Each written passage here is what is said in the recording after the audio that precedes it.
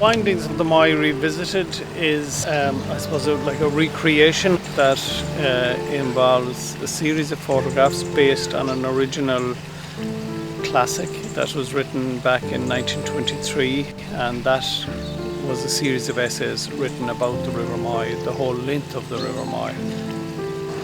And what I have done with the Windings of the Moy Revisited is I've gone back to that original book, used the text and photographed basically what was written about at that time.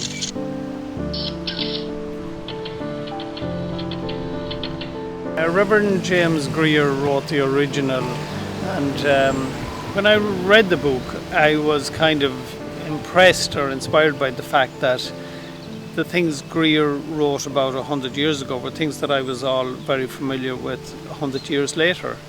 The places he wrote about, the people he wrote about, the villages he wrote about. And that's what kind of inspired me with kind of my experience and my interest in photography to take his original piece of work and to photograph it 100 years later.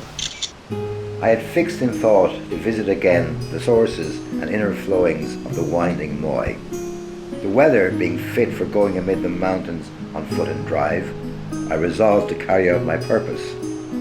I had long-standing and cordial invites from homely people and places in Laney, which strengthened my purpose and made me feel that the going would be a pleasant and profitable holiday. I saw the project as a kind of a joint effort, that myself and Greer were playing an equal part. We were both doing our own thing, but yet there was that marriage of, and the River Moy being the central piece of me complimenting him and maybe him complimenting me in some small way. I was hospitably prepared for the journey by the Reverend Mother in Banada Convent.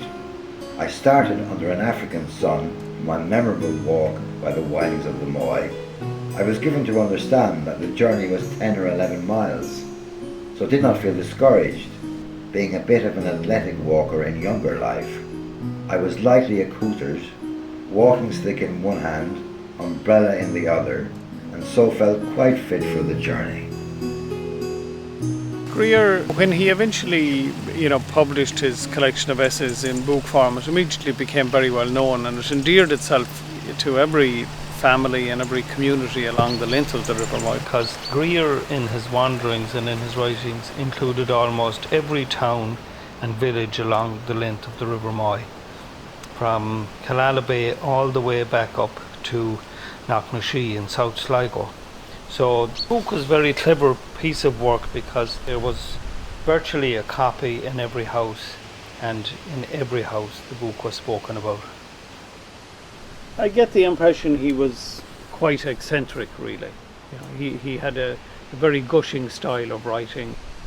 He wasn't afraid to use a word and a second word if he thought it would help.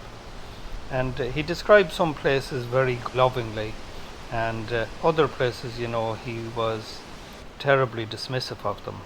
But you got a sense of his style and his personality, and overall he wrote with a great, sense of grandeur, particularly when it came to nature. My walk from Banada to Swinford by the windings of the Moy was in the hottest day of the hot June of 1918. I had cast off my greasy coat, sunburnt hat and garments, and Jacob-like put on my goodly garment, but without myrrh and the spices to make me like the smell of a field which the Lord hath blessed. When Greer wrote about the river, he travelled the length of the river, and when I photographed the river, I travelled the length of the river. So there was a great sense of discovery in that, for me, being to places I had never been before. The other thing about the project was, I suppose, I discovered I created my own photographic style. I had never spent that amount of time and energy on one photographic assignment before.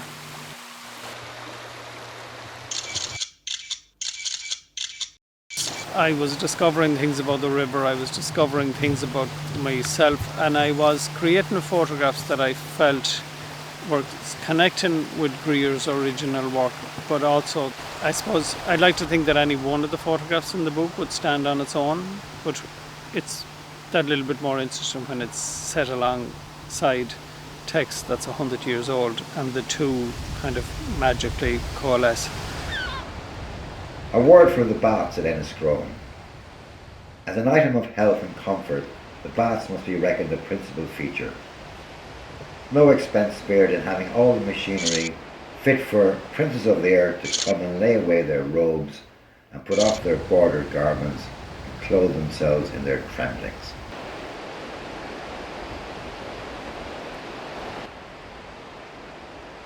Well, I grew up beside the river. It was just a few hundred yards from my home, and it was always an influence in our lives. You know, sometimes it flooded, sometimes we had to drive the cows there to drink out of it, sometimes we played in it, sometimes we fished in it.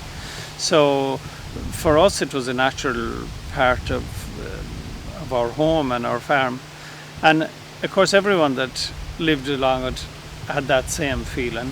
So when you mention the River Moy, it's not just your Moy, it's everybody's Moy. So it was an interesting thing to have as a theme in a book, either for Greer or for me. The Moy has its origins in Sligo, and I suppose by birth it's a Sligo river. It probably lives the greater part of its life in Mayo, which of course Mayo is a very famous salmon river, and so in Mayo it's a completely different river. With a different set of endearments and a different, different connotations. And there it's bigger and stronger, and people in Sligo wouldn't even recognise it. It's almost like a river from somewhere else. But the people of South Sligo would only see the River Moy as the Sligo River. Community and community development and, community survival would be very important to me. I like old things. I suppose I'm a bit nostalgic. I'm not any history student or anything like that, but I value all of that. Patrick Kavanagh said the whole world is in your townland, and there's no week I don't think of that. All of the wars, all of the struggles, all of the creativity, all of the art, all of the characters, all of the books, they're probably right there, quite close to you. I mean, we only have to look at Greer's original work. It was very local, but it was very heartfelt, and it provided, him with it met his needs, but it also made communities feel good about themselves at that time. They were being written about and they were being respected, and even if they were being disrespected, it got a bit of talk going.